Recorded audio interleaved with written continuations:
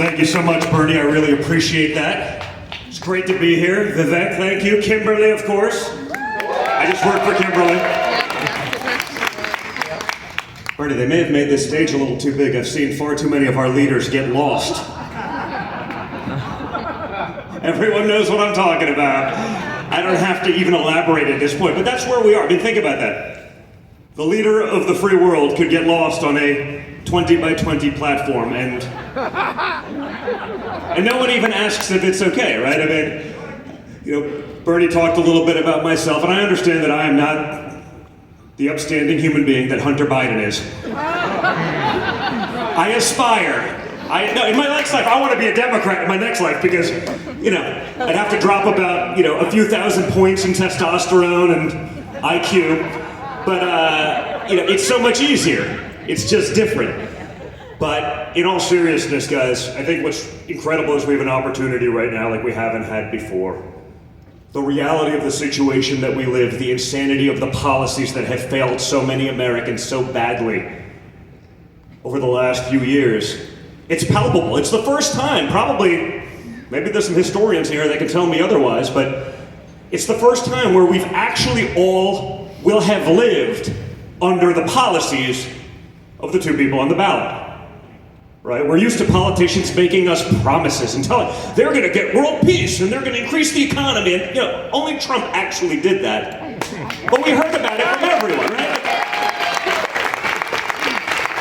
I remember when peace in the Middle East, that was the holy grail of geopolitical politics, right? Trump does 5 deals, they're like, oh, no big deal. I'm like, well, why didn't you guys do it?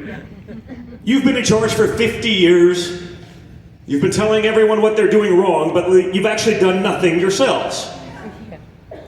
It's a shame, because we elect people who have no business, they've never signed the front of a paycheck, they've never been business people, like Bernie or Donald Trump, who signed the front of a paycheck, not just the back. People who went into work each and every day on weekends, understanding that people's families, their well-being, their livelihood depended on their success. That's who I want as leaders.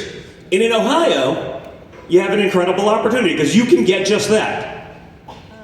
But there's also a very big contrast in this primary. You have an America First businessman, and you have basically like 2 Liz Cheney clones that he's competing against. No, that's all it is, right? You have pro-amnesty, woke, when I say Republicans, rhinos, that Bernie's competing against, or you have someone that can help implement the policies of the Trump administration. There's one candidate in this race endorsed by Donald Trump. Others pretend, for like the last 2 weeks, when they're in a primary, they pretend they're for Trump, but then you see all of the things that they say about them before that, and you realize it's just a lie.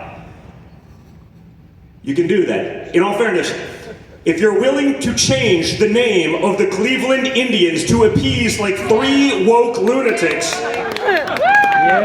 well, no, what knee won't you bend when you get to Washington, D.C.? And there's real pressure.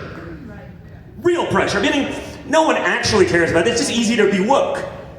It's not an issue that's on the minds of more than like a dozen Americans, and most of them are probably on some sort of payroll. The grift is real. But you cave to that? How long do you think they're going to hold up to the swamp? About milliseconds? Less than a minute? We've seen what that can do. We saw that in my father's first term. We had the Senate, we had the House, but we had weak Republicans. People who were far more concerned about being loved by the Washington, D.C. swamp, the elite. When I say elite, we use that in air quotes because they're only elite because they call themselves that, not because they've actually accomplished anything for Americans. They failed each and every one of us, day in and day out, but because they're part of that group, there's no accountability. So Ohio has an incredible chance to actually put someone in there. Now with Mitch McConnell retiring, we need, yes, another one bites the dust. Check that box, but it's true. Because the leaders that we've sent to Washington, they get to Washington and they assimilate to those values. I've seen it. If we're talking about Leader McConnell, I've watched for the last year as he's told the press in Washington, D.C., because he doesn't really leave Washington, D.C.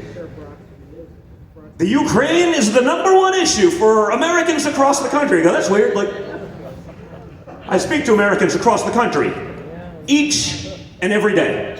It's what I do. Since he started saying that, I've probably spoken to groups like this dozens of times. I think I did the math. There's probably probably about 45,000 people by now. No, a lot. It's a lot. Meaning I'll open up for my father. That's 15,000 people. I'll ask you, is Ukraine a top 3 issue for anyone in the room? No. Is it a top 10 issue for anyone in the room? No. Okay, so far I've done this now. We've seen it. I don't see anything.